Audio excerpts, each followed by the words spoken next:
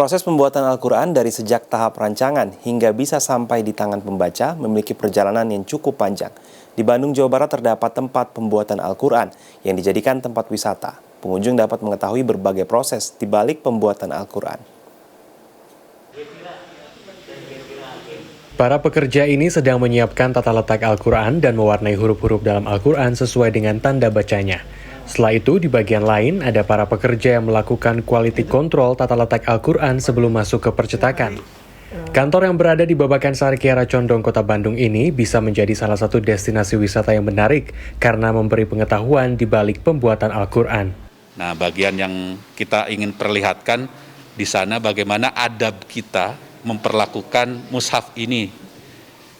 Misalnya saja setiap karyawan yang kebagian memproduksi mushaf itu diwajibkan dalam keadaan suci, jadi berwudu.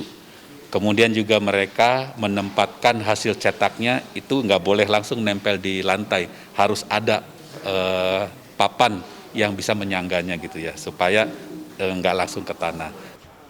Setelah dari area kantor, wisata Al-Quran lanjut ke bagian produksi.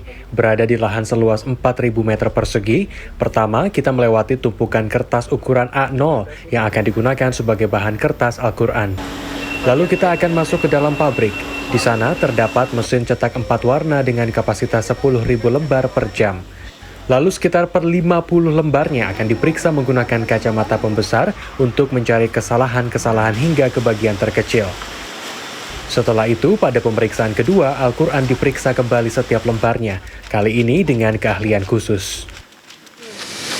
Tergantung jumlah cetakannya.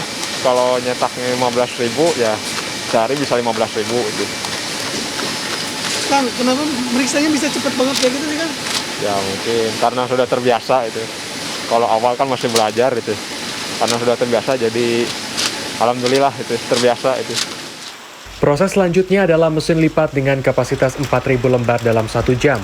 Lembar Al-Quran yang sudah dilipat kemudian dibagi ke dalam mesin susun agar tersusun sesuai dengan halamannya lalu dijahit dan dirapikan lagi ujung-ujung halamannya menggunakan mesin pemotong.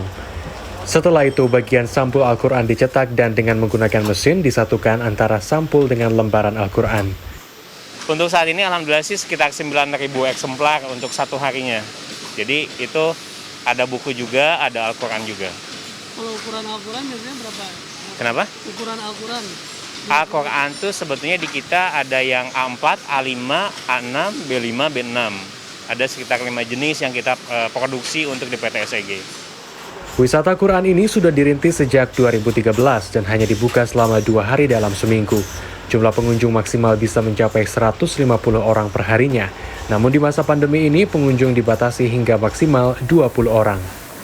Setidaknya ada 17 tahap yang harus dilalui satu buah Al-Quran dari awal hingga akhir. Dan di tempat wisata Al-Quran ini, saya baru menyadari bahwa perjalanan Al-Quran bisa sampai di tangan kita begitu panjang. Wilham Nasution, Helmi Suryanegara, Bandung, Jawa Barat. Yang ini udah selesai ya, Kang?